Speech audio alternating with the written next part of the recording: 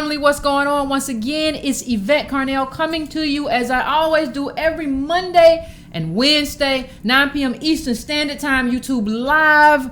Breaking Brown family is here. If you are new here, stick around. If you are one of the usual here, get your libations, get everything you need for this conversation, because I have to get through a lot of stuff in a small amount of time. I want to hit everything that I need to hit, so you're going to need to be here. We're not going to try to have too much dead air and different things happening, while the show is going on tonight. So please be here and be with me, okay?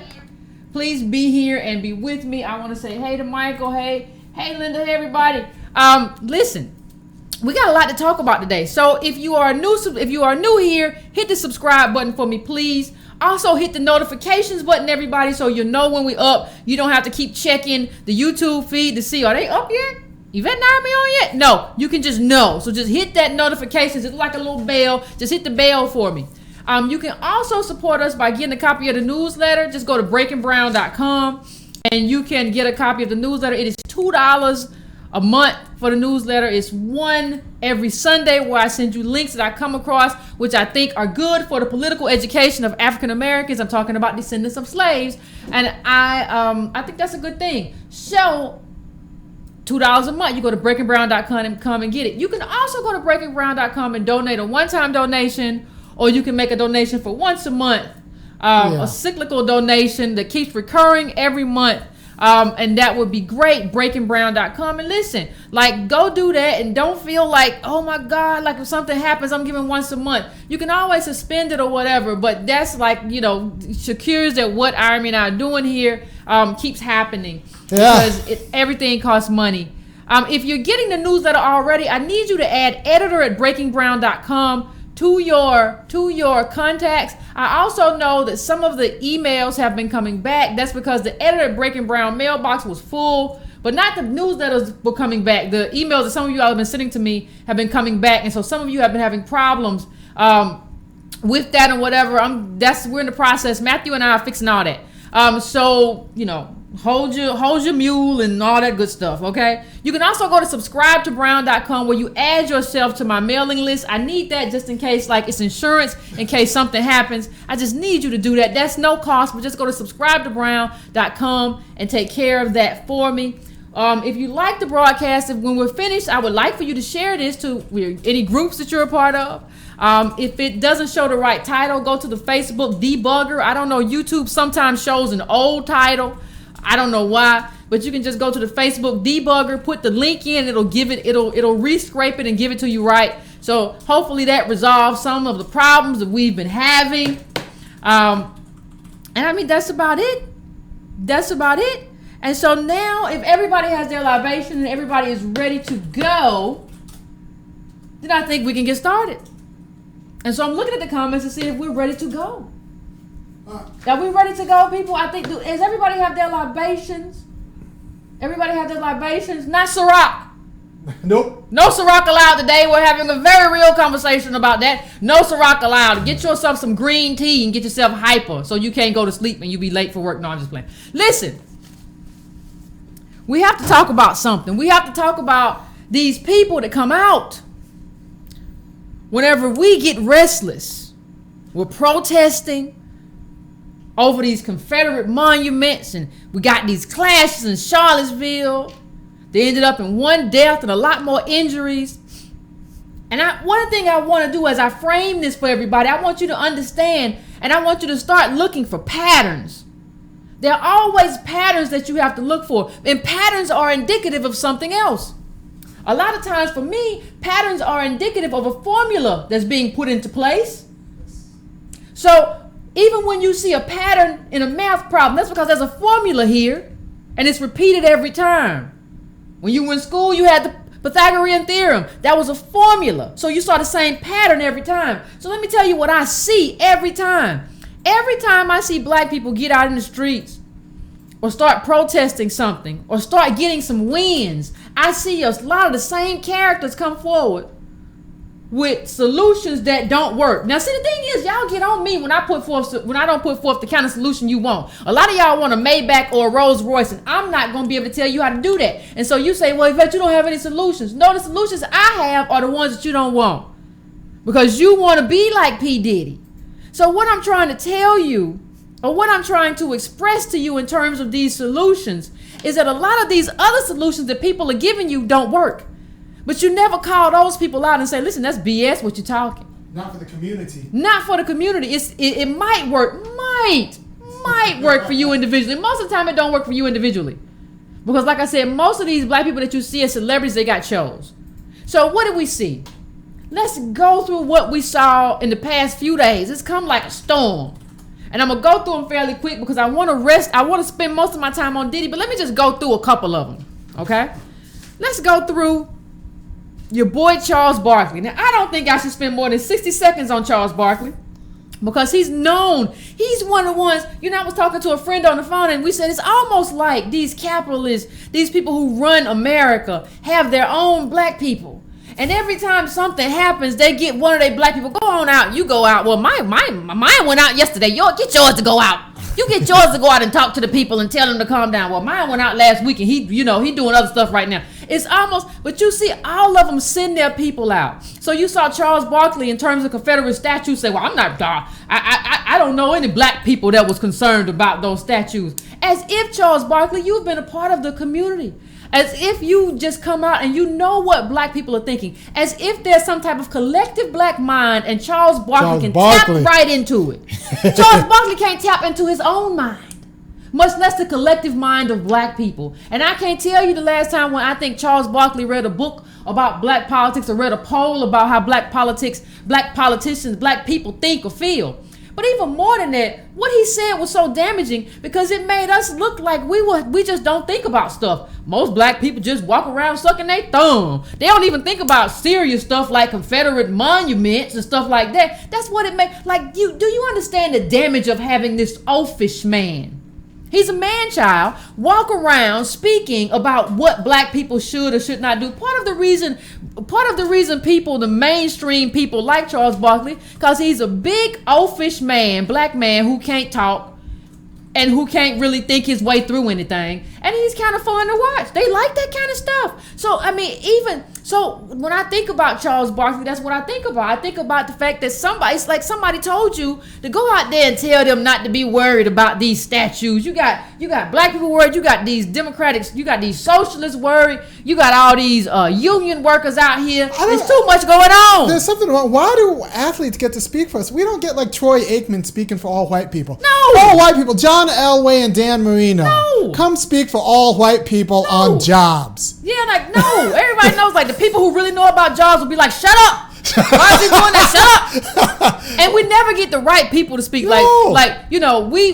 Antonio Moore did an interview with Sandy Darity. That's somebody who you would talk to about this. But you don't want to talk to him. Right. You want to go talk to Barkley, who has a tongue that's like 3 times the size. He don't really know nothing. He's just kind of bumbles his way around anything, but he will say what they want to hear. And he knows that. And then he has a life that's too big. Like, part of the reason his problem is your life is too big. You should have saved the money that you got from basketball playing, bought you a little house, went there with your little wife and just chilled out. But you got a whole lot of other stuff you want to do. So now you got way too much life on your back. So you got to keep stepping in and fetching it and stepping in and fetching it, because if you don't, what's going to happen to you? The checks won't start coming in. So don't talk to me about freedom or economic independence when I know where your checks come from. I know where your checks come from. Nobody else wants to call you out about where all your checks came from, but I know where they come from, and I know that's why you're saying what you're saying, and I know who sent you here to say it. I know all of that. Now, and so, go ahead, Ira. I'm just thinking about like John Madden. Nobody calls John Madden and say, John Madden, I need you to speak about. They know they don't know. But see, no, let me tell you why. That's a problem. But let me tell you why, Army. We don't know. Those of us in the black community, like the Breaking Brown family, us in this room, we don't tell people. I've started doing it, but we don't tell people just shut up. Shut up. You don't know enough. Don't shut up. Ray Lewis, be quiet about black politics. Be quiet about black politics. We don't tell them you don't know enough. I've started telling people that you don't know enough to have this conversation with me. It doesn't mean I'm arrogant, and it has nothing to do necessarily with education. I know some. If you well read, well versed, and you do the work, Can't nobody tell you nothing. I don't care how long you went to whenever. Can't nobody tell you anything. Because you know the work. You've done the work. You've done the intellectual work, no matter who you are, where you come from. But when people come up to you, they haven't done the work. You got to tell them, don't talk to me. You haven't done the intellectual work to be in my space. Charles Barkley, like I would tell Charles Barkley if I was in the room with him, don't talk to me. Well, I'm Charles Barkley. I don't care. Don't talk to me. You haven't earned the right to talk to me. Well, I have millions of dollars. Yeah, because you run up down a basketball court. I don't care. Don't talk to me. Yeah, Greg Maddox doesn't speak for white people. Nobody speaks. I mean, Byron Allen's one of the first people who said it. He said he asked his wife, who was white, like, who speaks white? And she was like, what? Yeah, because it's stupid. Like you don't get you don't get to do that. And the thing is, after Charlottesville, what happened was that we had a bunch of people. Talking about like black stuff, and it was Barkley, it was Jay-Z, and it was Diddy. And I mean, that's a problem. And the thing about the Confederate statues is that most of those statues came after the fact. And the real truth is that they were there to let us know who was in control. Yes. They came during the height of lynching to let black people know, I don't care what the Supreme Court say or anybody else have to say. This is who controls your life. And this is who runs stuff here. Get out of pocket if you want to. And for a black person to come forward and say, well, I don't know anybody who's concerned about that. What are you talking about? Why? Because we have to go to work and come home like everybody else? What do you mean? What are you talking about? So it was just a way. The thing is, in the newsletter this past weekend, I included a message that Du Bois said about Robert E. Lee, and he basically said, listen, nobody fights a war over like states' rights. They fight over power and privilege.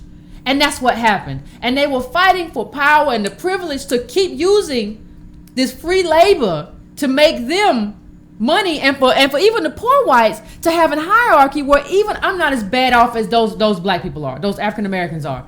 That's what it was fought over. And for you as a black man to be like, I know nobody concerned about that. I mean, it just diminishes who we are. But that's who Barkley is. But I'm gonna show you that's who they all are. Right. Now we can move on. Jay-Z came out and Jay-Z just trying to make himself relevant. He's just flailing. Let me ask you something. When way back when Big Pimpin' came out, Jay-Z, I remember everybody was playing that song. I couldn't go anywhere and not hear that song. That song was a hit. I don't know. The clip number 2 is next. I don't know how many times I haven't really heard anything from this 444. And so what I think Jay-Z is doing now, he's latching on to things that look like black economics and black empowerment, because what he's seen in our set is that's what black people into. And that's my best way to sound like I'm empowering black people and I'm offering a solution and I'm down with the cause by saying what I say. Right? But what about LeVar Ball? You don't want LeVar Ball speaking on black politics? You don't want your wisdom? Here's the thing. That big baller wisdom? Here's the thing. Let me just tell you what Jay-Z said, and then we can get down to it. It's so weird to me when people say these kinds of things, and I don't get it. Like he said something to the effect of, he's happy with, F Nike or whatever. He's happy of, he's happy that LeVar Ball started his own company. Now I understand all of that. That he's happy that LeVar Ball started his own company and blah blah blah blah. But we have to really let's take an assessment, people. Let's actually sit back and think about this thing. I know we've talked about this before, and I'm not going to cover it in depth because I gotta get to Diddy and I gotta get to him quick because I got a lot to talk about with him. So he said he bought 3 pair of LeVar Ball shoes and he hadn't got them yet. Because they ain't coming till Thanksgiving. Now you got to think about when you talking about supporting black business, what you're doing in terms of LeVar Ball is you're giving money the same way in terms of if you approve of Charles Barkley, just these people who are pricks, right? Just bad people. And you're giving money to a millionaire who's about to become a black millionaire who's about to become an even bigger millionaire because his son's about to join the NBA. And you got to think about he wants us, middle black family worth $1,700, to give him $500 for some tennis shoes that we never seen, never had the opportunity to try on. Well, it doesn't matter. But no, it does matter. No, quality matters. If you're a black person and you don't have a lot of money, quality matters. I know how long this Nike shoe gonna last. I know how long this Adidas shoe gonna last. I don't know how long this shoe's gonna last. I don't know how cheaply made this shoe. I don't know anything about this shoe. But you want me to give you more money than I give Nike, and you say that's black business. It's not black business for you to come and exploit me worse than the white man exploits me. You're supposed to be helping me as a black person. You're not supposed to be exploiting me. That's an expensive shoe that I gotta wait months to get. I gotta wait a season. You remember when these shoes came out? That's waiting a season to get a shoe. And y'all gonna tell me there's nothing wrong with that. What he's saying, black people, is go out in your pocket and get the last of your money and give it to me. Why? Just because I'm black. And you know why some of y'all like it? And I'm going to mention this later. Y'all like it because y'all want to exploit black people too. You thinking to yourself, if I had the opportunity, I'd do the same thing. Sell black people a crappy shoe or whatever and have them do it. I'd do the same thing too. And then some of y'all are going to tell me, well, Yvette, what about red bottoms? You know, black women going buy red bottoms and those expensive shoes. Those are not marketed to us. I don't know why you buying them, but they're not marketed to us. They're marketed to groups. They're a luxury brand that's marketed to groups with money. Ain't nobody asking us to buy them. Nobody's asking us to buy red bottoms. Nobody's asking us to buy expensive Italian-made shoes. But he is specifically kind of branding himself in terms of black business because he knows if black people don't buy them, they ain't cool. And nobody else is going to buy them if black people don't buy them. It's just in terms of a cool brand, it's just over with. So give the black millionaire your last money, which is really charity. Anything over like $100 is charity in terms of you just paying LeVar Ball and you just paying his ego. Like how does that work for me? But you're not supposed to think as a black person how that works for you. You're supposed to think about LeVar Ball and he's going to be a black millionaire and that's going to be good for you. The question is how? It's not going to be good for you people. Yeah, the question is how? This is black business. This is black business. Put up clip 3. Jay-Z talking about, I support him and I support independence. He trying to do his own. Jay-Z, you the same person that signed with Reebok for the S. Carter. You the same person that signed with Reebok for the S. Carter, sitting there smiling when Reebok gave you a shot. And you wasn't 19. You were old, man. You older than me. You like almost 50. So, I mean, you signed that. You was doing the Reebok deal. You don't care about that. You just care because it's something that black people are onto and you want to be onto it too because your whole thing is I want to be relevant. And this is the relevant thing. Y'all good. Y'all good at you, Beyonce, y'all all good at finding stuff that's relevant, just like her with Formation was about Black Lives Matter, finding stuff that's relevant and latching on to it. If you really cared, you would have tried something else instead of trying what you tried. You would have tried something else independent in terms of your own shoe. Now, you might not have succeeded. I don't think you would have because I know what it takes to make a shoe. I mean, isn't this how him and Dame Dash fell out? Well, it wasn't that simple with them. Like Dame Dash didn't have the shoe; he just had the license. But you know, Dame Dash be bragging about stuff that ain't true all the time and saying stuff and braggadocious. And you go and find a detail, you be like, "That's not true. That's not exactly the truth. You kind of fudged that, didn't you?" You know, but we don't call people out when they fudge stuff when they just kind of, well, you had the licensing, not the shoe. You know, but you would have figured out the same thing that he figured out. It don't work. These people started making shoes decades ago. They got everything now on lock, distribution, employees, everything. You would have had to start out when we were what? Slaves.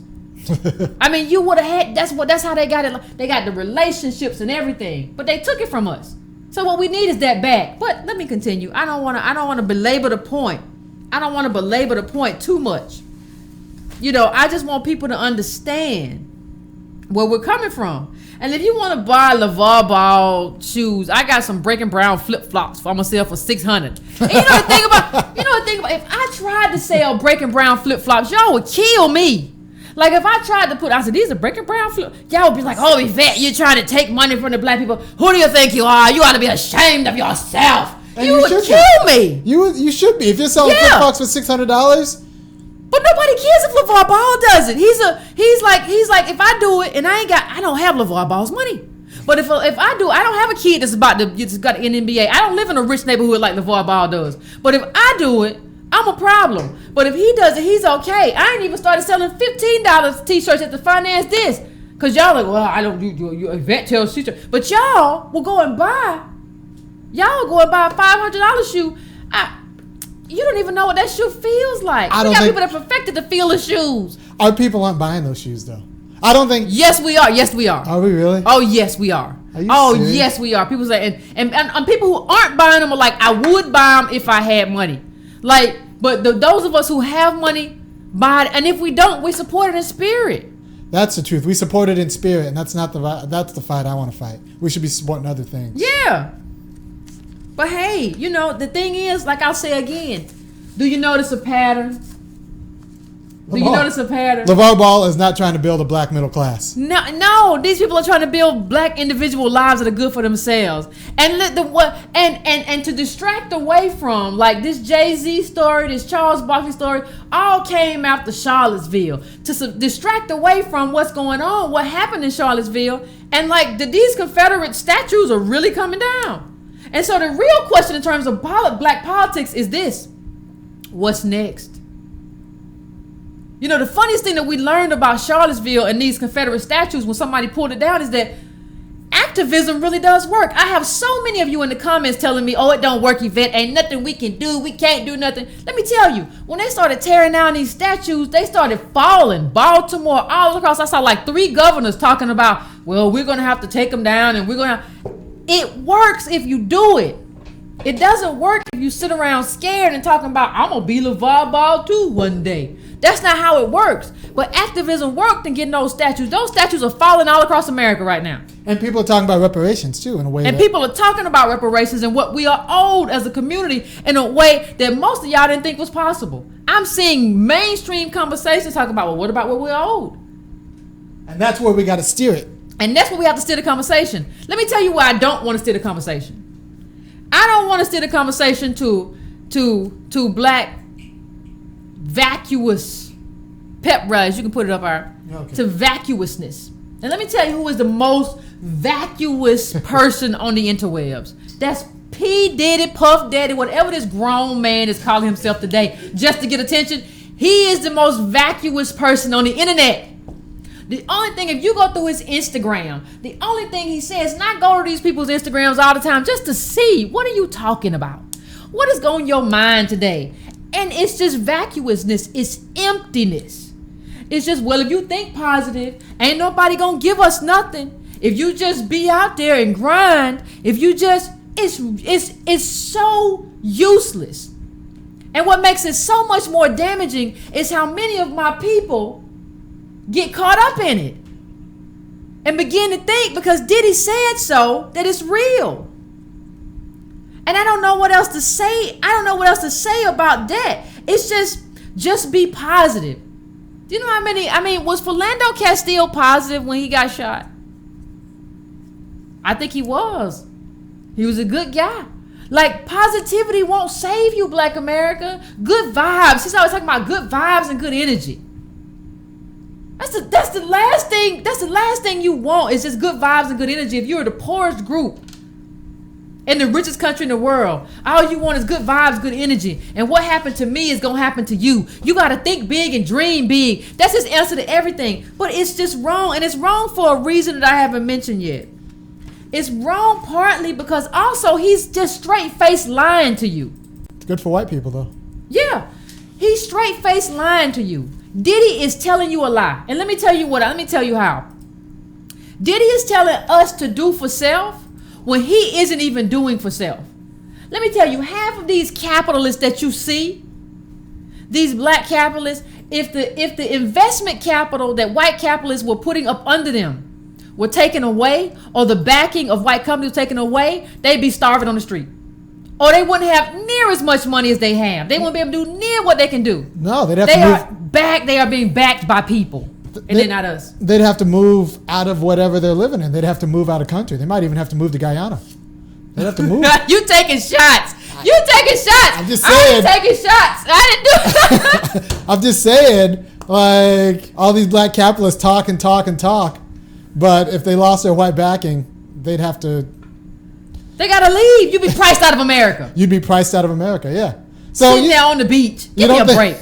You don't think Diddy's got bills? He's got bills, and this is how. What you don't understand is that Diddy is not paying his bills with Ciroc or Revolt or music. He ain't had no music until the 90s or what. He's paying his bills by selling black people alive. That's how he pays his bills. And let me ask you a question. Do you know who owns Ciroc? Do you know who owns Revolt TV? I mean, there's a clip number 5. Put up clip number 5, Ari, if you find the tweets. No, put up clip number 5. What you really want to ask, and these are questions that you ask me for solutions. Questions that we have to start asking ourselves is who owns what? I want to know who owns what you're talking about. You keep talking about, he talks about black ownership and black capitalism, and we got to own our own stuff. Who owns it? Well, some of Wall Street's brightest investors are betting on Diddy's new cable channel, Revolt TV. JP Morgan's in there, betting on Revolt TV. How do you even know how much of Revolt TV he owns? How do you even know what share? The only thing we know is that he's a part of Revolt TV. He could be like Jay-Z with, what was the Brooklyn Nets? He owned like 0.05%. The face of the whole thing, and he owns like 0.05%. Because he doesn't have money. No, and because they don't have money, real money. He's got cool though. Real money. Yeah, he got cool. He can sell garbage to us. That's his job. I can sell this cheap liquor to my community. I can sell this liquor and I can say Ciroc. Ciroc is luxury. I can sell it. And that's what they hire you for. So let me just say this. Before we get and put up, now you can put up the tweet. I just want y'all to look at now we can put up the tweet. Someone said Jay-Z owned 1/35 of 1% of the Nets. And he was out front for a Russian billionaire. The real owner and the real broker was a Russian billionaire. But you can always get us out front to be ahead of some mess for a little bit of money. We'll smile. Yes, sir, we will. Talking about ownership is the key. Talking about ownership is the key. You don't own nothing really, though. And so he had this series of tweets that just really bothered me. It was a series of tweets, and half these people from Kamala Harris to Diddy, I just hate. We went to this Howard University, same school, but y'all crazy. So he had these tweets. Let me just read. He said, it's very important that we know our history at this time. We have such a rich history. If you don't know who Garvey is, Google him. He's somebody we should follow during these times. Our goal should be economic independence. Then we won't have to worry about what anybody says. How can you tell somebody to be economically independent when you're not economically independent? That's all I want to ask. You know, Byron Allen, when Antonio did the interview with him, he said something, if you caught it, if you can get beyond the BS and listen to what he says, he said something very important. He said there's a difference between black targeted. There's a difference between black targeted media and black owned media. What you have with Revolt, and probably at Magic Johnson's Aspire too. Because remember when people going around saying Magic Johnson owns all these Starbucks? No, not really. He's kind of the face of like, no. So what you have is black targeted with a bunch of white investors behind the scenes. But the reason they get you to give your money is because they know how much we want to support black people, because that's who we are.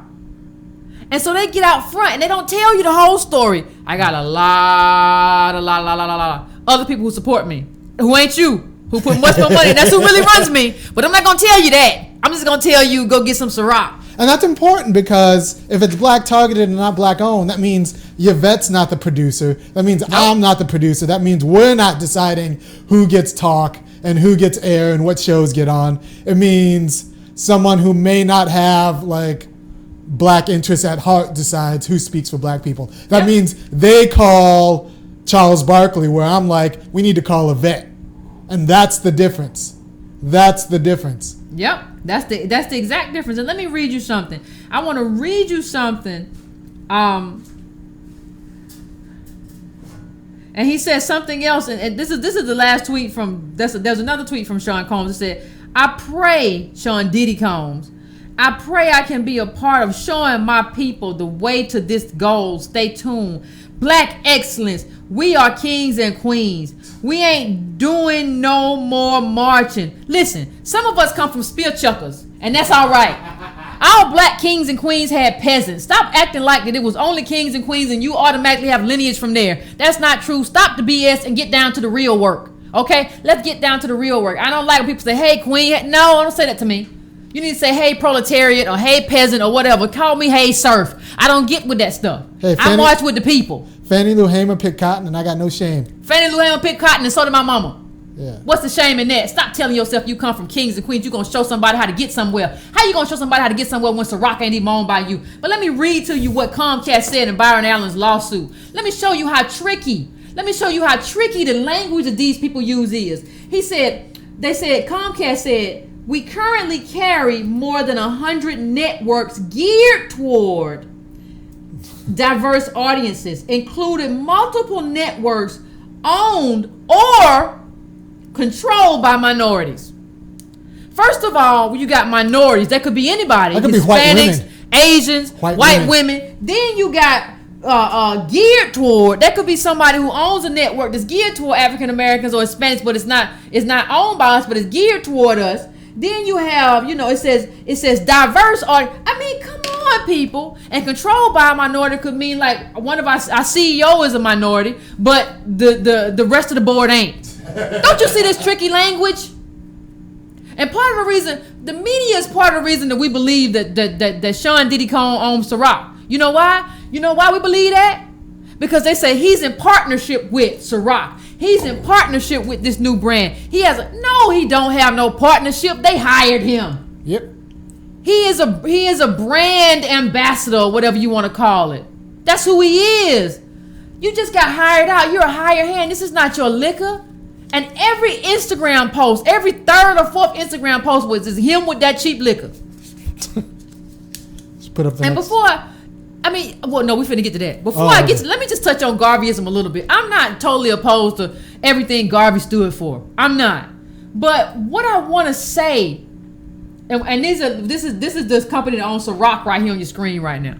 And we're gonna get back to it. But what I want to say is that I'm not totally opposed, but any kind of philosophy that has us going back to Africa ain't gonna happen.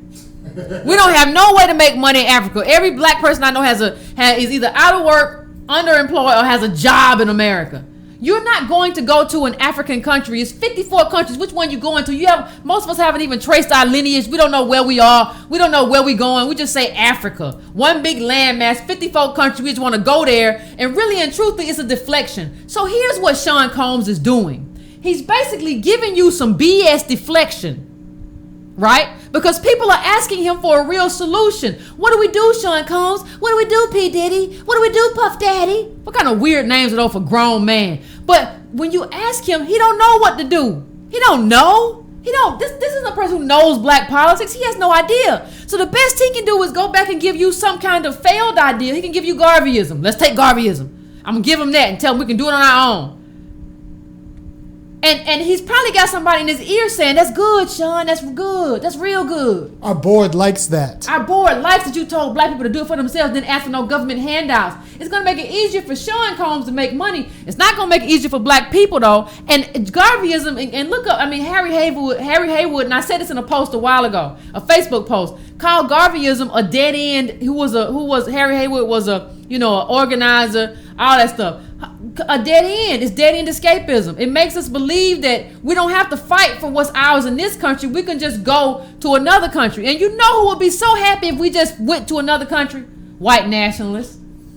Because we built up all this stuff here. Then we take our little Snoopy bag and go somewhere else. What sense does that make? Like, we got to start making sense. We we always running. We want to go back to Africa so we can become immigrants somewhere else. How long you gonna run? I don't want to be no immigrant in no other country, especially when my ancestors built this country. But I think I was talking to a friend on the phone, and he said, basically, when you see Diddy on TV, it should say cheap liquor salesman underneath. And I agree with that, because when last time he made a song? You know what I mean? It's not like he's doing all this stuff anymore. Like, he's taking these branding opportunities. And there's a reason why. Remember doing 50 Cent's bankruptcy? 50 Cent didn't want it revealed how much he got paid from those endorsements. And I think he understood. And he said during the paperwork, those endorsements are competitive. And I thought about that. He said, endorsing a brand is a competitive thing.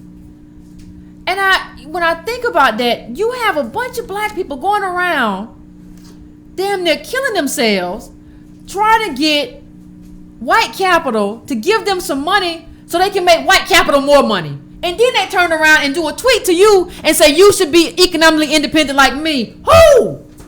Who's paying your checks, Diddy? I want to see all the white capital walk away, and then I want to see what you got. I want to see it then. It's a joint venture. Ain't no joint venture. You're a pitch man. Now put up that. I want to show you something, because we're gonna put up two images simultaneously in a second, Iron. I want you to put up this one, and then I want you to put up one that remains up there, that slavery Jim Crow one. I think it's clip number 18. I want that to stay in the corner, because I want to show you something about ourselves as African Americans. And then I want to show you how this company that owns Ciroc, Diddy don't own Jack. I want to show you how the company that owns Ciroc came into being. I want to do those two things at the same time, and I want you to pay close attention, so that you don't go around thinking people like Diddy are economically independent. They live at the discretion of the people who pay them, and that's not you. That's not me.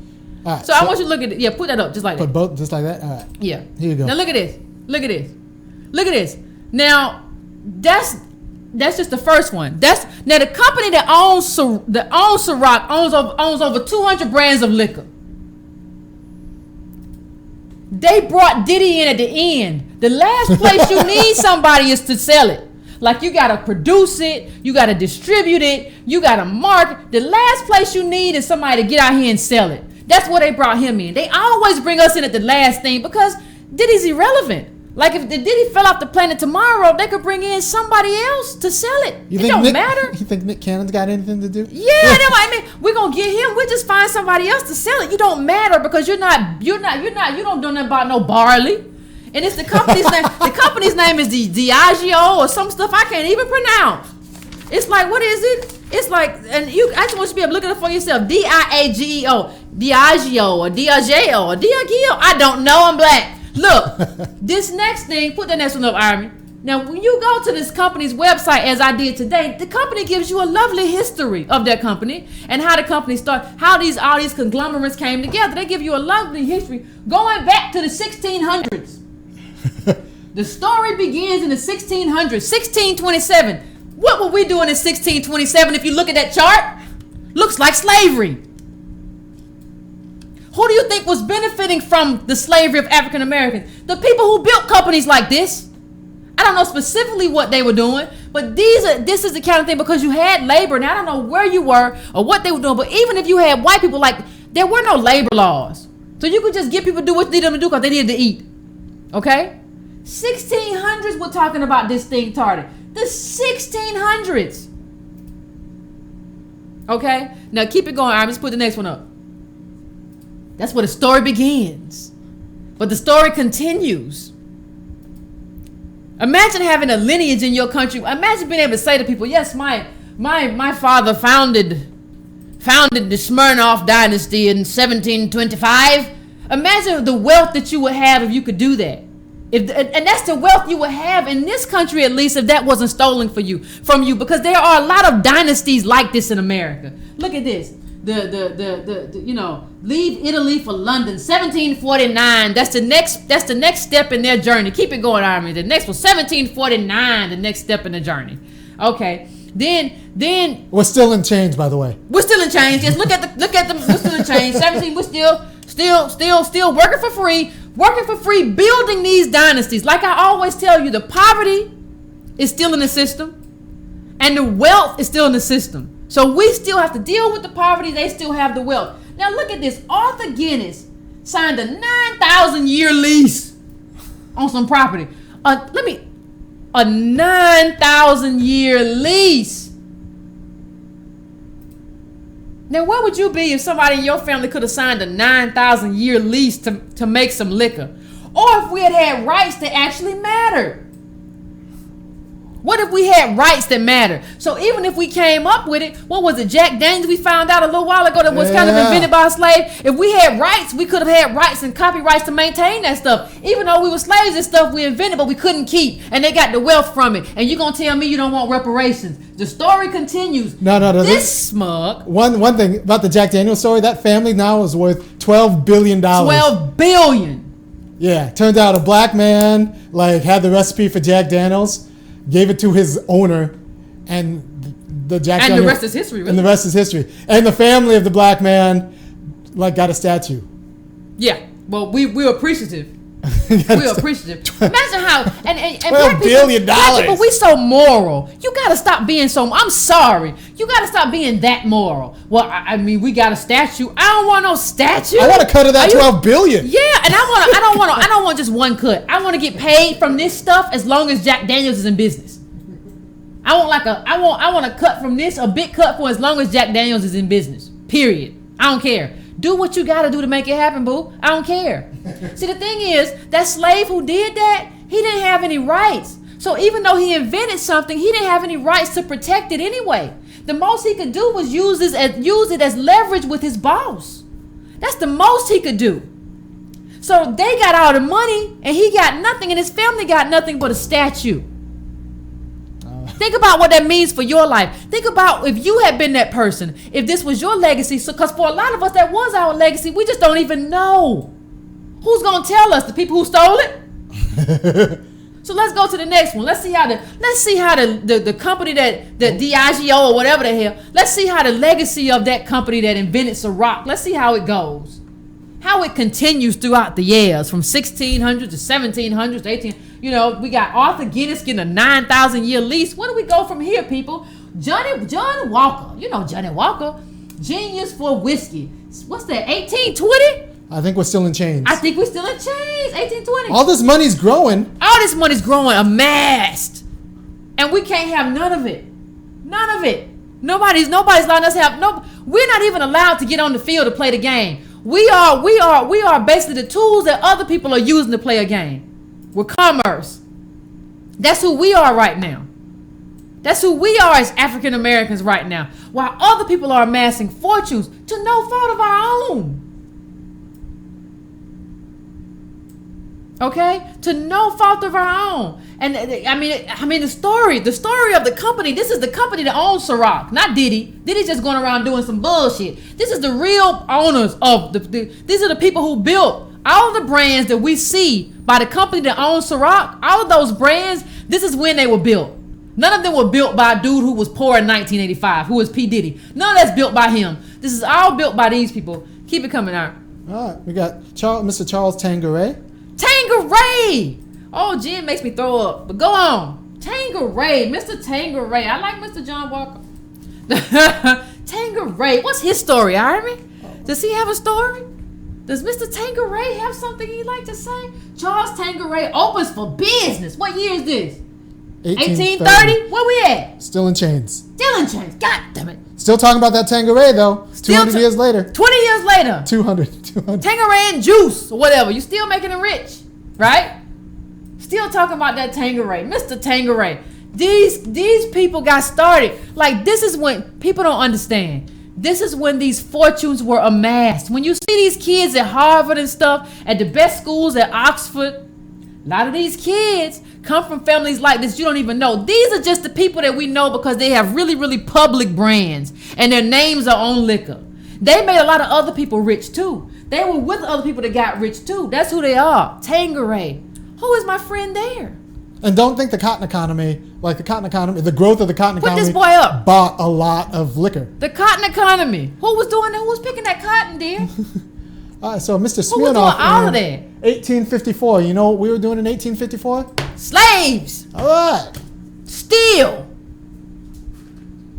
And this chart is even wrong because slavery really existed until the 1940s because you still had slavery by another name, which was convict leasing, which they could come get you and take you in for any reason. You remember these laws they made up where they could take you for any reason and just make you work anyway. So slavery didn't even end when they said it ended. But who is this man? Okay, Mr. Smirnoff. You still drink your Smirnoff, don't you? That's him. This is the company that owns Ciroc. Ciroc is one of 200 brands. Next. All right. So here we go. We got 1939, Mr. Crown Royal. 1939, Jim Crow. That's not even the civil rights movement yet. So if we had invented Crown Royal, they just would have taken it. They just would have stolen it. Well, we can invent stuff too. Listen, let me tell you something. You invent it, they just take it. Because that's what happens when you don't have rights. Yeah, that's what happens when you don't have rights. Let me tell you something. I know a lot of people are gonna say, "Well, Yvette, we can do that now." Listen, you don't understand. You trying to play a football game after the lights done went out in the stadium and everybody gone. That's not how you play the game. The fortunes were amassed here. You're not gonna get these kinds of fortune. Labor was cheap. Labor had no rights. That's when these barons of industry did that stuff. That's why they did it during that time. You had there was nothing these people, even in all these countries, right? You were at the worst part before all the labor movements popped off. That's when these people were doing this kind of stuff, right? So you can't come now and say, I'm gonna start late. Do you think this company, go on to the next clip, Army, because I want to show you something, because this company has joined to become one big company. Do you think you're gonna do a distillery in your bathroom or somewhere and you're gonna compete with this company? Do you really think that? Is that what you think? Why do you think that? Who told you that? Who told you to be that crazy? Captain Morgan in 1943. Captain Morgan. 1943. 1943, Captain Morgan. Oh, Captain, my Captain. This is the company that owns Ciroc. Yeah. This is the company that owns Ciroc. All of these smaller companies, from Smirnoff to Jack Daniels, all these smaller companies, they merged into one big company, and that one big company owns Ciroc. Not P. Diddy. Not P. Diddy. And even if P. Diddy did own Ciroc, which he does not, he would still own one small company as compared to this enormous conglomerate. And you're trying to tell me that like P. Diddy talks like equals to the Smirnoff people. Because the Smirnoff people have money, like in the Johnny Walker people. Yeah. It's like P. Diddy gets into the room with the Smirnoff people, and they speak like equals. They tell you, listen, Negro, we have a new flavor coming out, and we need you to market it to black people. Ain't nobody talking to P. Diddy like an equal when we owned all this stuff, and we've been owning all this stuff hundreds of years. Ain't nobody talking like, you better get yourself out of here and market this stuff and make sure black people drink this stuff, and you know what's good for you. That's how they talk to you. That's how they talk. We've been selling liquor since you were in chains. Yeah, we've been selling this stuff. What you gonna come here and talk about brands? What you know? Put that up, Iron. Get that thing. And listen, let me tell you something. The only reason we can't have real ownership and force the government to have real ownership is because people like P. Diddy are frauds. Like if they would be honest and say, I don't really own this stuff, then we could say, give us ownership. But he will get over there with Revolt TV and make it look like he owns it because he's getting some money. And so we're never in a place to say, well, let's revolt against Comcast or something, or let's get the government to make sure we have access. We're not in a place to do that. We're not in a place to do that for a very specific reason, because we believe we have ownership, because people like P. Diddy are lying to us. That's the only reason we believe we have something we don't have. So if you go to the next clip, it says, go to the next clip. We'll show you where they all came together. And we think we got something real. And we don't have nothing real. And all P. Diddy can do for us is resurrect a bunch of dead ideas. You know, he can resurrect Garveyism and tell you to do that, because he can't tell you what to do except go chase your tail. What else he gonna tell you what to do? This is the company that owns Ciroc. They all came together. All this money came together. Centuries old money came together and bought, and they owned over 200 brands, of which Ciroc is just one. I'm just gonna put this big. Yeah, put this big. This is the company. This is the company, and I do not see P. Diddy. No, let's break it. Let's say what it really is. This is the company that tells P. Diddy what to do.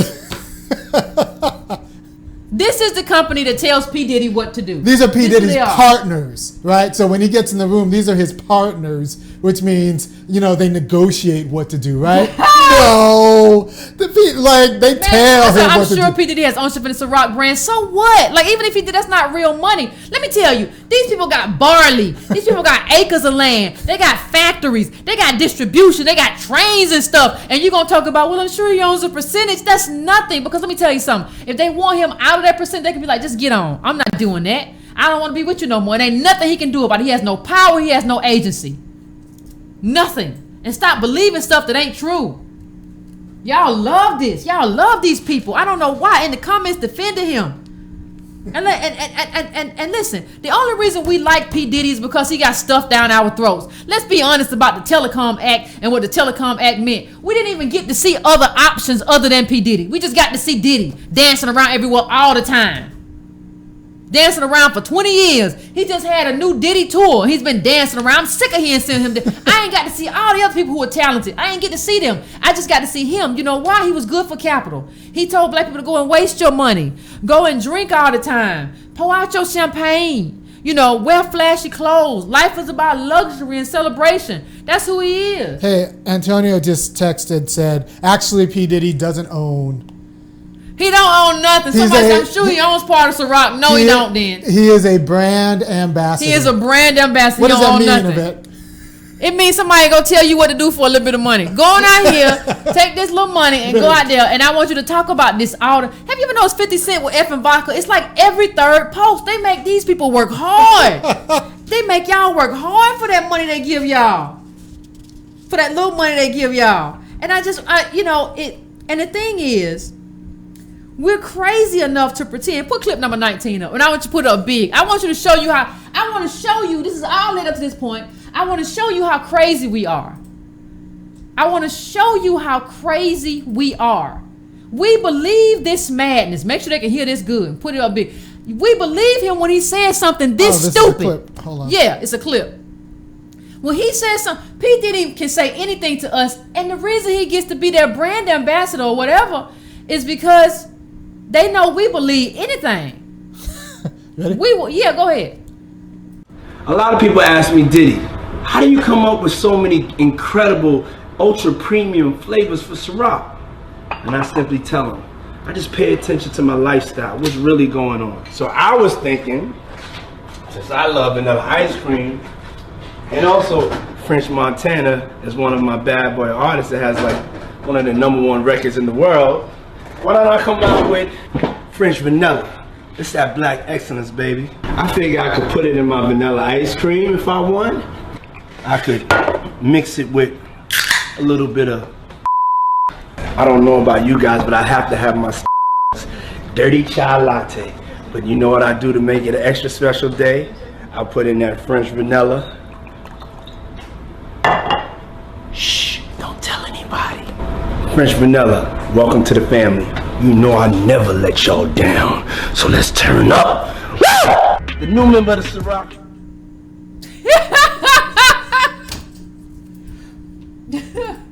Oh, you can turn it down. Listen, this dude got y'all believing that he came to the Ciroc people and said, I want that French vanilla. I want that French Montana. Like he got us believing that like he owns a business and he came in and said like I want this French vanilla and I decided for my business what I want. Listen, they came in and told you, yeah, they came in and told you our next flavor is French vanilla. Sell it to your people. That's what they came. We got MBAs. We did focus groups. Yep. This is what's gonna sell. Yep. Your job is to shut up and sell it. Your job is to shut up and sell it, and we don't want no stuff. we don't want no loud talk. We don't want nothing. You go in there and you sell it. And there's another MP4 in there. I mean, play that one for me when you get a chance. Brand ambassador. There's one more MP4 that you got to see. These people with these endorsement deals who want to act like they came up with it. Well, I'm gonna tell you how I have so many brilliant ideas. You know, I love vanilla ice cream. He probably don't even eat vanilla ice cream. He probably don't even eat vanilla ice cream. Just like 50 Cent don't even really drink, he says. We'll sell you some vodka. Oh, Oh, did it mess up? No, that's good. Okay. Good. So That's y'all gotta get it together. I mean, we gotta get it together and stop believing these people. You gotta stop believing Puffy Diddy got a doggone vodka company. And that he thought about French Montana and French vanilla, and he gonna bring them together. And he went in and he told them, you ain't gonna go in and tell no company's been around 400 years what you want to do. They'll kick you in your teeth. The best they could have done is giving you like 3 choices. Which one do you think that black people like best? Do you like grape or watermelon? What? Because I don't know what's already out in terms of Ciroc. So, but let's watch this next one if Ironman's ready.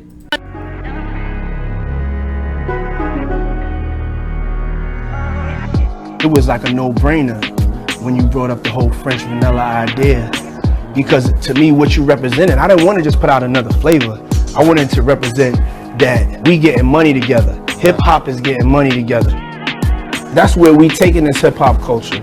Us creating our own brands, us supporting our own brands, us building our own hip-hop economic system. It's us making sure that the money passes from our hand to our hand to our hand to our hand. You know what I'm saying? And it starts with different partnerships like this. And it starts today with French vanilla. You know what I'm saying? Look at this thing, man. This thing is gorgeous. This is like the product from true legends that celebrating life. This is how you celebrate life. Ciroc. The new member of the Ciroc family, French vanilla, in stores now. We're back. I know. Look, people. Like, I mean, I don't know how much more gullible you can be. We got our own brands. That's not your brand. What you mean we got our own brands? You mean that the people who own the brand give it to you to market. That's not the definition of ownership. That's not the definition of having your own brand. That's not the definition of moving your own brand. That's not the definition of owning a company.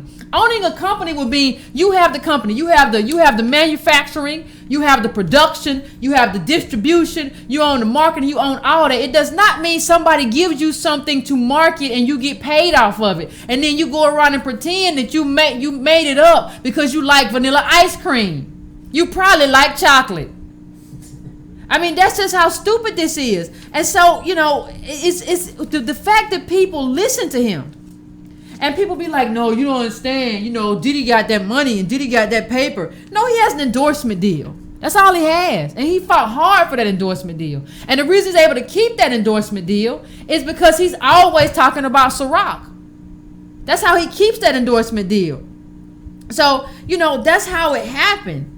This ain't no ownership. This ain't no barley. This ain't nobody who understood how to create liquor and what it flavors and what it tastes like. No, he just knows he makes money selling this to African Americans. Yeah. And y'all like him for that reason. Let me tell you, black people who love Diddy love him for that reason. They love him because he's a prick and he's a butthole. Because he'll sell trash to black people. Because you know what a lot of y'all are thinking? Well, somebody gotta sell black people cheap liquor. If it was me, I'd do it too.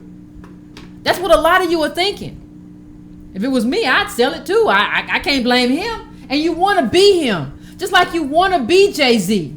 You want to be these people who sell garbage to black people. So that's what you do. Hold on, didn't we find out that 50 Cent doesn't drink or something like that? He don't drink. He said in numerous articles he don't drink. But he's always holding a glass of effing. That's a problem. Yeah. And we still buy it though, so it's not a problem. Well, Diddy is the last most unnecessary piece of the Ciroc puzzle. One brand of over 200, and he just has to sell it. You don't have no production. You don't have no real investment. I'm just gonna make sure black people drink it, and I'm gonna be successful at that, and that's gonna get me a check to keep coming. And then you're gonna come back and tell me about black ownership. And you're going to tell me about Garvey. And you're going to tell me about black people having their own. And we shouldn't have to ask nobody for nothing because we should have our own. You're going to come back and tell me that lie after what you just said, after what I just saw you do, after who I know owns Ciroc. You're going to tell me that lie? Like he shouldn't be able to walk outside without getting laughed at by black people. We had any sense. We don't have to ask people for nothing. Can you imagine Diddy in that pitch meeting when he's trying to kiss up to the board saying, I can be your pitch man. I'll suck your dick. I mean... Hold on, could you imagine Diddy in that meeting? I'll do anything. I'll be a perfect guy for you. Yeah, he's selling himself like crazy. Like part of the problem that we don't understand is that we don't have access to wealth. So we don't get to see how these people behave.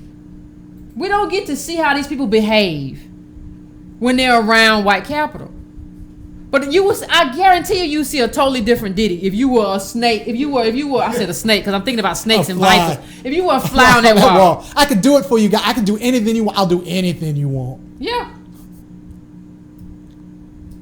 So, I mean, it is what it is. So, we're about to go to the phones, but let's don't get caught up in the BS. Yeah. So, do we got any calls, Armin? Yeah, hold on. Put up the number. Let's put up the number, yes. All right, call in, no. I mean, it is what it is. I don't know what to tell nobody. People say, well, is it over? Well, I don't know if it's over. Like, the thing is, in order for it to be over, we have to have a lot of people who just stand for people like Diddy. And the problem is I see a lot of that happening. Like, if I tried to come on here one day and be like, this is your brand of vodka, y'all would kill me, y'all would stone me to death. But you celebrate Diddy for selling the liquor that's not even his. It's not even like he didn't even do what LeVar Ball did, which is a problem in terms of the cost of it. He didn't even try to like create his own little liquor or like, I got this little company. That's not what he did. He's just trying to sell you something that they own and trying to make that look like empowerment when it's not. At the very least, it's empowerment for his family because they will still get a check. But how dare you? How dare you talk about ownership when you don't own the company that you hawk all the time? You always trying to sell something to Ciroc. Remember Pastor Cavassier? That was probably his first shot at it. Remember he had like Blue Flame, which was a company whose job it was to advertise these other companies in hip-hop videos. He always been a viper. But no, black people don't mind vipers, and I don't understand why. So, if you want to talk, people say, well, let's talk the solution. The solution is stop following people like this and stop paying attention. What kind of solution are you looking for? The solution is not doing this anymore. The solution is like not following these people, understanding that in terms of black politics, they have nothing to offer. The solution is following people who do have stuff to offer, who did, and who are still having stuff to offer. The solution is not cheering Puff Daddy because he has a charter school. Charter schools are awful. That's the solution. Don't you see the solution are not huge, enormous things. They're small things you can do in your every life, step by step, bit by bit to make a difference. The solution is not fabulous. It's not fantastic. It's not going to make you feel good. It's probably going to make you tired, but you got to do it anyway. That's the solution.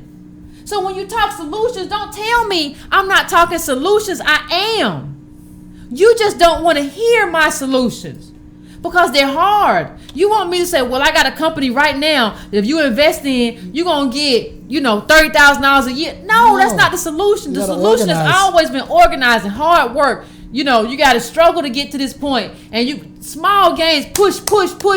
That's always been the solution. Organize for policies that gets black people jobs. Yeah. You see a construction... And access. Right. Access is the key. Right. When we were talking about people like, well, I don't know why you're talking about Byron Allen don't care about people. That's not the point. The point was his lawsuit. The point of Byron Allen was his lawsuit. That was the whole point of Byron Allen. For me.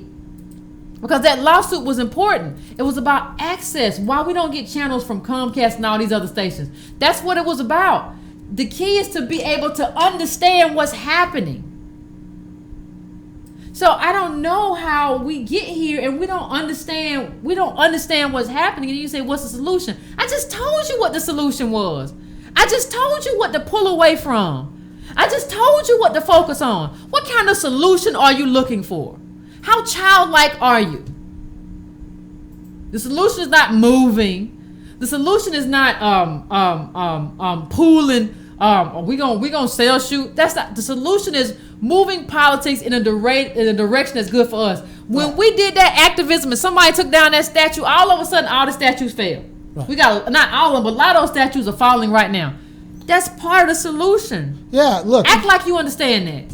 If you see a construction project going up in your city, the solution is organizing to make sure that there are black contractors, black plumbers, black construction people working that project. The solution is organizing for some of the money that's being spent in your community.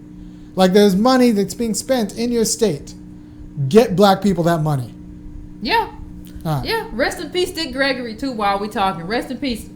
I mean, you know, turn comedy into something powerful. In terms of, and turn health into something powerful in terms of knowing your health, because that's not something we really talked about as a community. So rest in peace, Dick Gregory, while we're talking, who passed recently. So, you know, we're losing a lot of giants, but we got to be giants. It's time. All right, open the lines, calls. Okay. Yep. Hello? Hello? Hello, caller. They must be gone. Oh, yeah. That was good. Yep, that's a quick call. Hello. Hey, caller. Hey, how are you, Yvette? Pretty good. How are you? I'm good. I just wanted to first of all say thank you so much for your channel. Thank you. Because I find that as I am learning more and just becoming more woke, if you will, I hear a lot of channels trying to do what you do, but they're allowing us to tear each other down in the process sometimes in the comments and things like that. So thank you for this page first. Okay, thank you. I appreciate that. And I wanted to ask you, yes, thank you. I wanted to just ask you, I don't know if you've covered this, but what your thoughts were on Jay-Z's story of OJ and the message he was trying to put forth in that song. I mean, I discussed it a while ago, but it was just, all I heard was the N word a bunch of times, and he was talking about, you know, we need to have credit, not understanding, because he doesn't have any historical knowledge. He doesn't have any history, so he doesn't understand that the reason that he's like, we got to have credit like Jews or something. He doesn't understand that the reason that we don't have it is because we're African American, and because it was kept from us, right? And because they're white. So it was just kind of this silly. I just thought it was very silly. I didn't think there was anything deep about it, and I wasn't at all enthused or enthralled about any of it. So. Okay. All right. Thank you. Well, thank you, Yvette, for Thank taking you my too. call. No problem.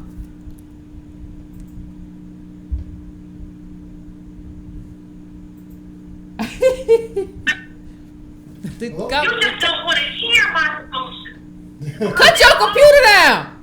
or TV, whatever. What's up? Hello? Hello. Hey, how you doing? Caller, where you calling from? What's your name? Hey, I'm calling from Atlanta, and my name is Amanda. Hey, Amanda. Hey, what's going on? Not much. So I just wanted to chime in a little bit because I was joining the conversation. My mom watches you every week.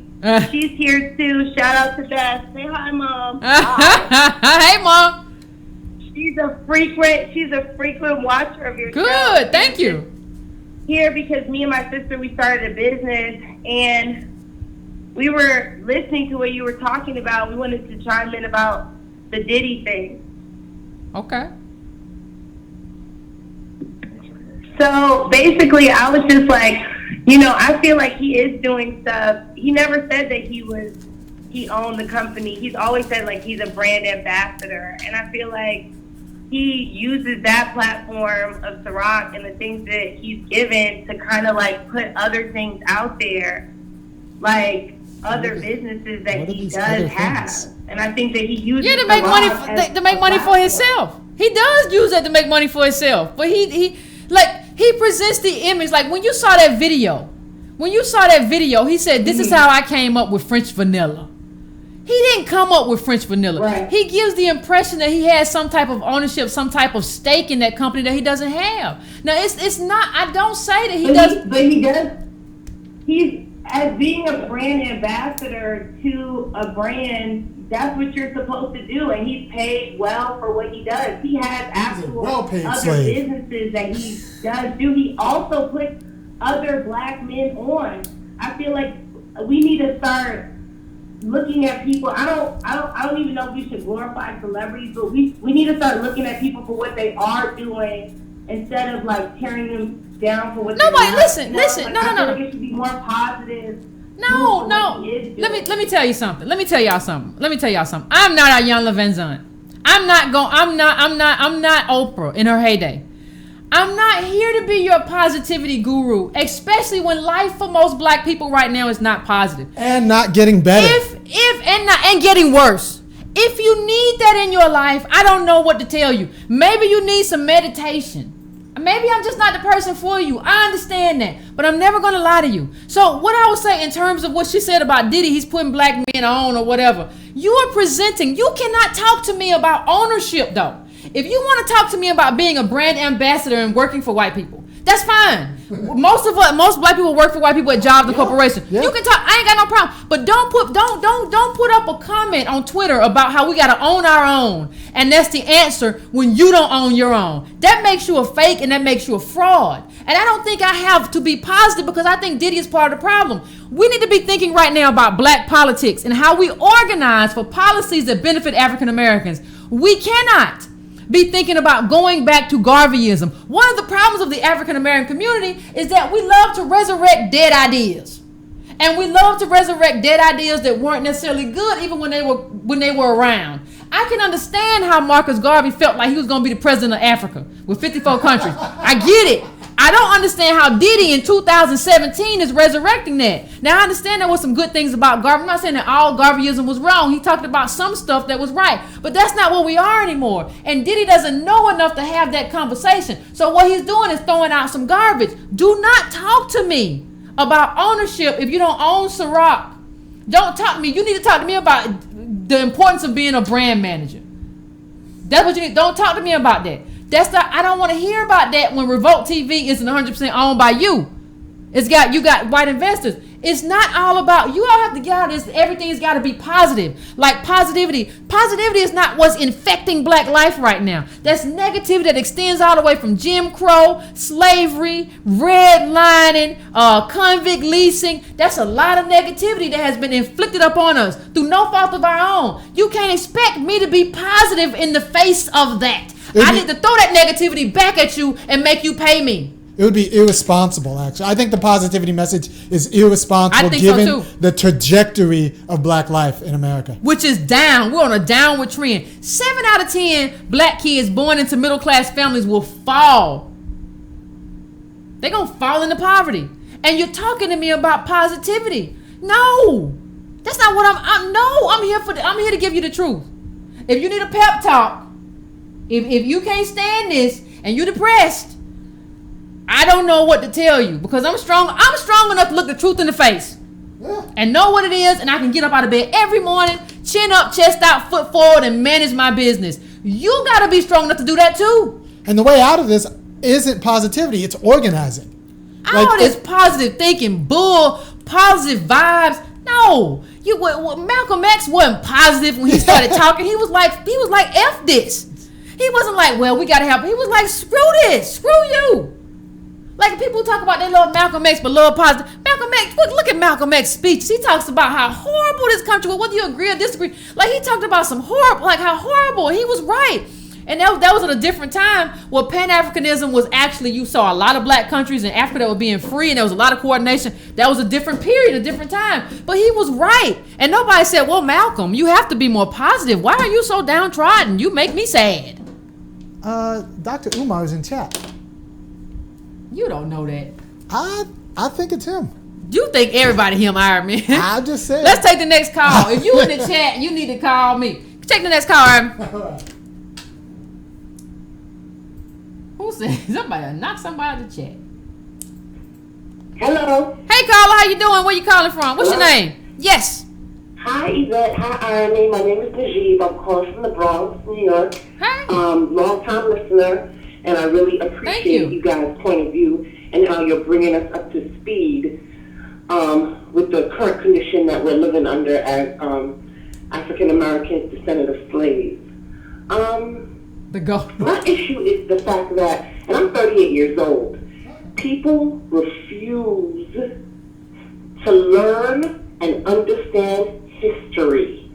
Because for that young lady to call and think that Diddy is doing something by selling alcohol to people who are under an economic stupor, she does not understand history.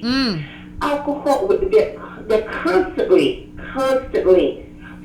engaging us to be consumers. And if she doesn't understand that being a brand ambassador is basically using your own people to push us into further degradation as being consumers, she's already lost. So I'm interested in what kind of business she owning that she thinks is going somewhere, being that, you know, the middle average amount of money that we have is $1,500.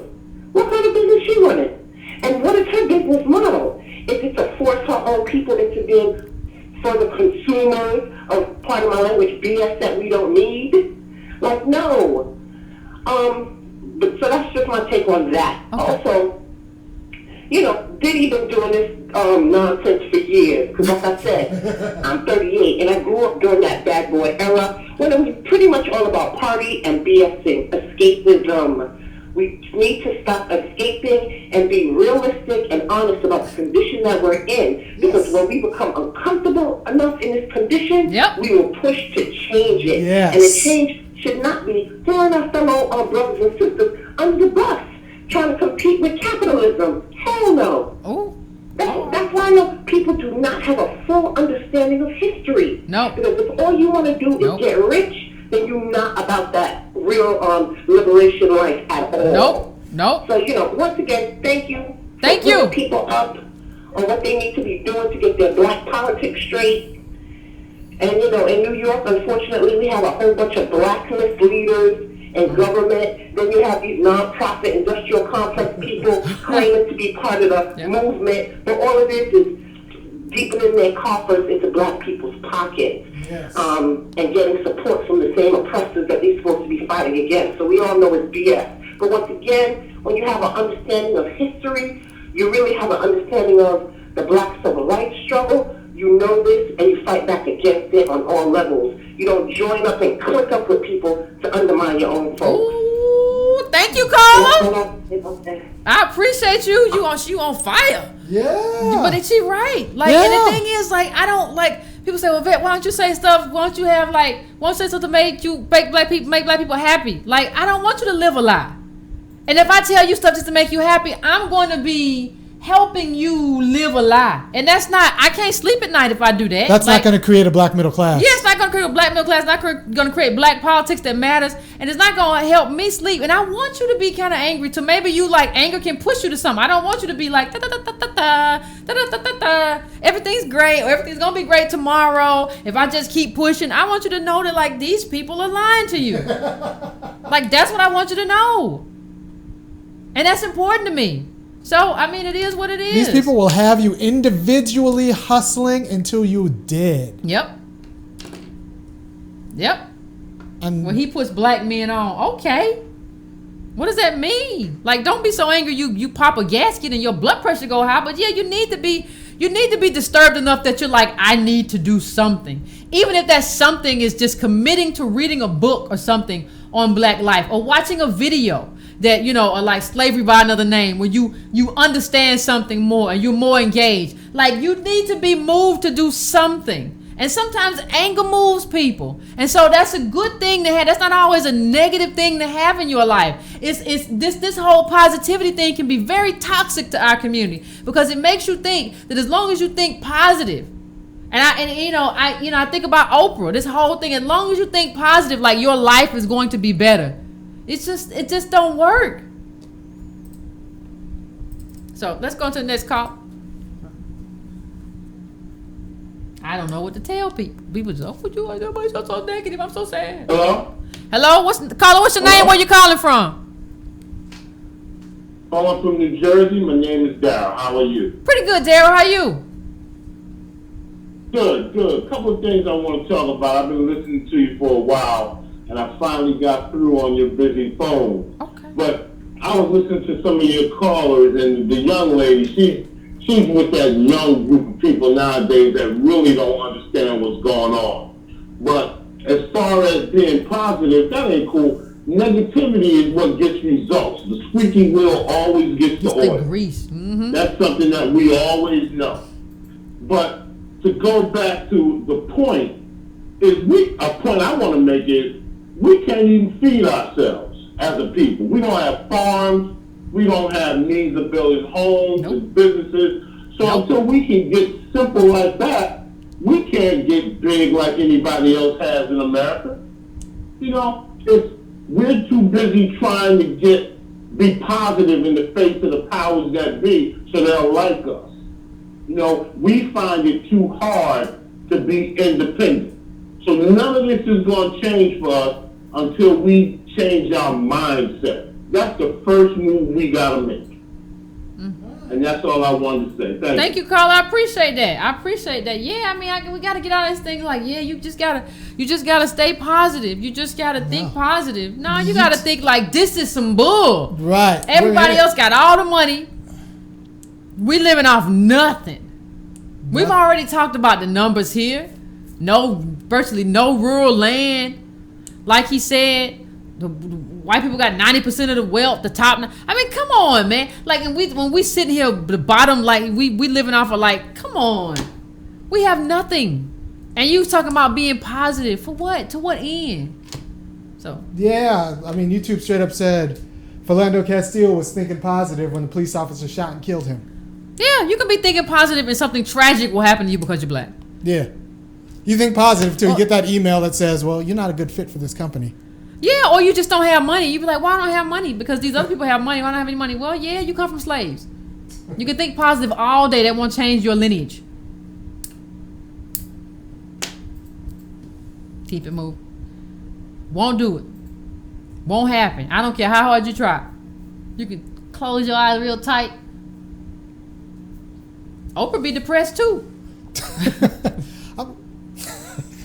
There was an article about her depression. Oh, really? Yeah, there was an article like after one of her movies flopped, she was depressed. Well, she probably doesn't have. How many real friends does Oprah have? It's not just that, like you. Because she wasn't trying to build a black middle class. She don't have anybody to hang out with. People don't understand like the pressure these people are under. To sell black people garbage? Well, not just to sell garbage in general. Like, how long is she gonna do this Weight Watchers?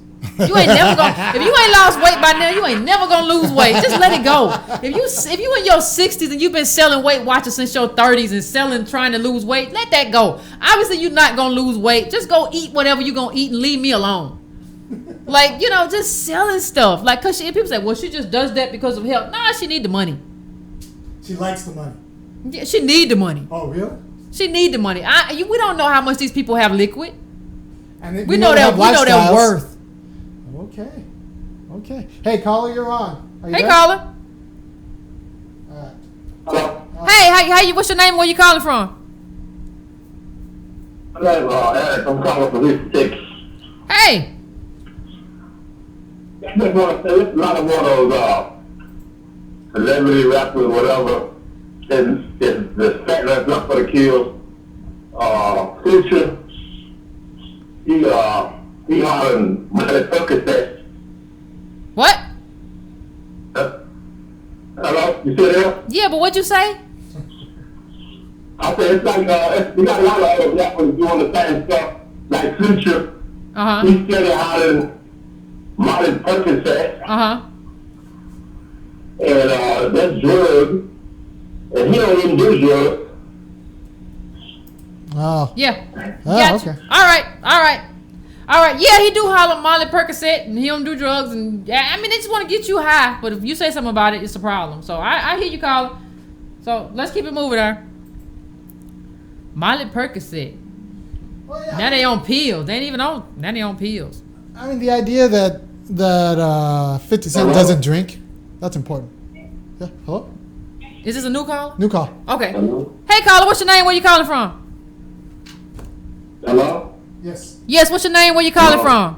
Yes. Hello? Hey, this is Sean calling from Harlem. You can hear me? Yeah, I can hear you fine. How you doing? Very good. Yeah, I just want to say your approach is so refreshing, Yvette. Thank you. I mean, you remind me of Khalid Muhammad or Malcolm X or one of these guys. Thank you. I appreciate that. Like, you're so unapologetic. You tell people straight forward what it is. You don't take any BS with this, you know? Yeah, I appreciate that, bro. Thank you. Alright. Thank you. Thank you, caller. I appreciate that. Compliments are good. No, I was just playing. You're on. Hello? Hello? Hello? Yes. Hey, caller, where you calling from? What's your name? My name is Stacy, and I'm calling from New York. Oh, we got a lot of New Yorkers on I tonight. am a first-time caller. I've been watching you for a while, and I have to say, I so appreciate what you're doing. Thank you. I'm older than you are. I'm 53 years old. Okay. And just listening to the caller and seeing this mindset that is going around with our youth, and I can't even just say the youth. I mean, it's even in the older culture too. The problem is because we can buy the iPhones and the Coach bags and the Gucci sunglasses, we think we're not poor. We think we're not affected. We think we're doing better. So until there is this point set where we realize that we're not, I don't think these people, these children, our youth, or like I said, I can't even blame it just on the youth. You know, our people are going to understand that these things don't make us rich. We're still struggling. Yeah. And so that's why I find it's really hard to have these conversations because, hey, I'm living in a nice house. I'm driving That's true. BMW. Okay, I can't hardly afford the house or the BMW. I got the nice clothes. So what are you talking about? We need reparations. I'm doing good. Yeah. No, you're right. And I'm just flabbergasted. And I have to say, listening to you has really taken me to the point of waking up. Good. Because, you know, I felt like that too. Yeah. And then when I hear you talk about reparations and we built this country, but, you know, people don't realize that because we're part of the system now. And so it's really hard to break into that unconsciousness when people are like, but I got it. Yeah. No, I agree, Colin. Thank you, Colin. Thank you for calling in. I appreciate that. I do think part of the problem is, like, if you go in other poor communities, it's not, you know, in other countries, a lot of times classes of people don't mix, right? So black people can go to Neiman Marcus. You know, we can get a house, even though it's not built like a rich person's house. You know, Antonio did a video about that. It's not built like a rich person's house. It's a matchbox. You know, and I'm talking about it's big, but it ain't made of nothing. It got a lot of plywood, got a lot of pressed wood, and it ain't made of nothing. But in the inside, you got high ceilings, right? I mean, you got a nice car, but you don't know that, like, you don't know that you're insecure. Your job can be going at any moment. You have $2,000 in your bank account. Middle white family's worth $100,000, and they're secure, not just because they're secure in terms of their money, but they're secure in terms of their social capital and their network and the people they know. We don't have enough access to wealth, really, a lot of times, to really understand what we're lacking in terms of wealth. So we look at it and be like, I have a house and a car, everything looks nice. And you don't even know that house you're in is not going to last because it's not built to withstand. It's built to mimic white wealth. It's not a full brick house and strong and sturdy. No, it's going to blow over. And then you're going to have a hard time refurbishing it. It's not even a house that's built to pass down from generation to generation. It wasn't built that way, right? But we don't even know enough about building and enough about structure to know that, like, this isn't what I should be living in. So I think the caller's right because we can mimic what they have so well. We can't really look at it and be like, I really don't have what they have. And I should have what they have, considering what my ancestors contributed to this country and what I've contributed. I should have what I have. It's not even that. Not only if you don't have what they have, you're food for them. Yeah, they will use what they have. They will use what they have to eat you. Yes. Like, you can't be free if you're not equal. You can't be free. You can't be free, really. I think we should have more. But you can't be free. Like, you'll be a little sardine. Like, a little sardine creeping along and a shark is like, no. Like, that's what it's like in capitalism not to have. Right. And people say, well, there are poor white people too. Yes, but white people have a class structure. All of black America is like poor white people. That's not how it's supposed to be. That means something cataclysmic happened to black people. And we all know what that was. The problem is that America hasn't fixed it. And that's where we are. So let's take one more caller.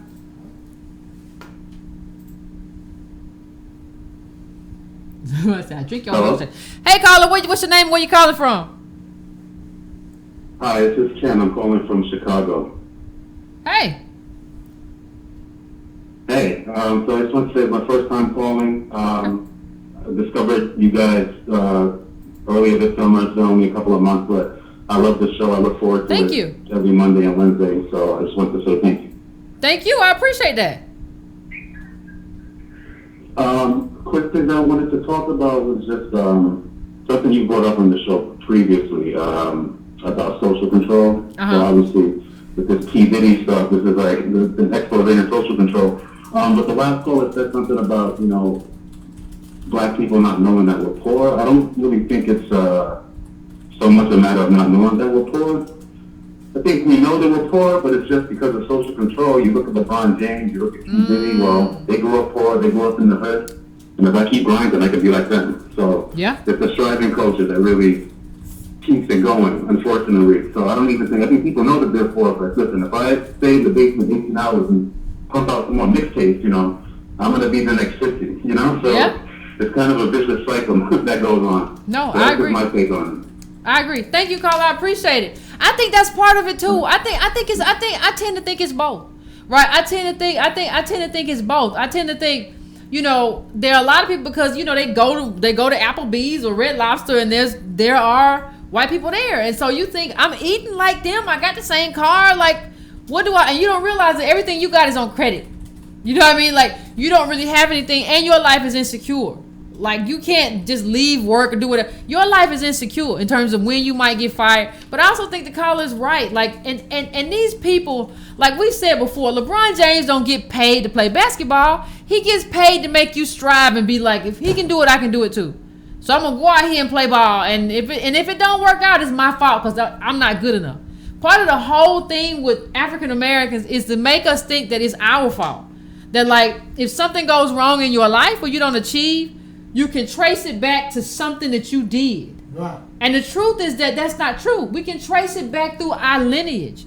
The people who have, you know, succeeded have either been sellouts or exceptional in a lot of different ways. So, you know, you can trace that back. Like, if you brought aliens to this planet, they would be like, oh, you're not going to make it. You know what I mean? If they just look back at our landscape and be like, okay, this is where we come from, this is where they come from, and they be like, oh, okay, I see. Okay, no, this ain't gonna work. And we be like, what? Like, no, it ain't gonna work. Because they would be able to see it with fresh eyes, without the propaganda, without the strivers, without these social engineers. They will be able to see it. And it's not gonna work without America making whole for what it took. Because America took this too. And it's not like people say, well, the Civil War happened. Yeah, but you didn't make us right after the Civil War. Right. And you didn't come to the South and make sure they didn't run us out and steal from us and destroy our land and underpay us and steal the New Deal from us. So those lives lost by Union soldiers during the Civil War weren't nearly enough. So don't keep telling me about how many lives were lost about slavery, because you didn't do what it took to make us whole after slavery. And that's the key. If you had done that, we'd be having a totally different conversation right now. I'd be dripping with diamonds and stuff. You know, talking about play with the camera. So, YouTube is actually funny. Other blacks will chide you for not being exceptional. You shouldn't have to be exceptional. Like, that's a problem. Other white people can just be regular. Or below regular. You know, and it's okay. You shouldn't have to be exceptional. And the thing is, like, we don't understand. You're supposed to have, like, part of being in a first world country, you're supposed to have a quality of life. Like, black people try to work 80 hours a week and was like, that's what's going to take me to be exceptional. Well, you ain't going to have no life. Do you know how many white people watching the eclipse today? And just enjoying themselves? While you was out working 60, that's not supposed to be your life. That's not supposed to be life. Life is not supposed to look like this.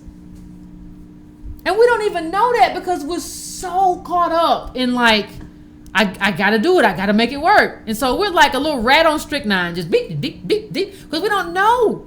But I can tell you that life ain't supposed to look like this. I don't know what happens after this life. I don't know where I came from before this life. Hopefully there's a heaven or whatever. I don't know. But I'm telling you, what if this is the only one you get? You want to spend 80 hours at your job, 60, and still come home and not know whether you're going to have a job tomorrow? I don't think that's supposed to be life. And I think if that is not supposed to be life, especially for us specifically as a group, I think we have to move on behalf of a black politics that is beneficial to us. And the first step to that is just knowing what it is. And just understanding what black politics is and what it's supposed to be. This is important. So I want to thank everybody for calling in tonight. Again, you can go to breakandbrown.com and you can donate. You can make a cyclical donation or a one-time donation. You can also go to breakandbrown.com and subscribe to the newsletter, $2 a month. You can also go to donatebrown.com, make a one-time donation, and leave a comment too. I always read the comments. And you can go subscribe to brown.com. Don't forget to share this in your groups.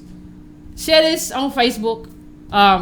Share this anywhere you're sharing videos so that we can have the conversation that needs to be had. Right now, we're our own little tribe. And I just want the tribe to grow. Because nothing happens if the tribe don't grow. If we all just talking to ourselves all the time, that's great. Because we need to do that as a group. But there's some additional stuff that needs to happen in terms of spreading this message, in terms of getting the rest of us to wake up. So we don't just be talking about, Diddy running around for 30 years talking about take that.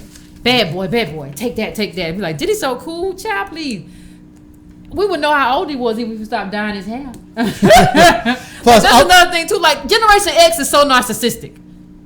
We won't stop.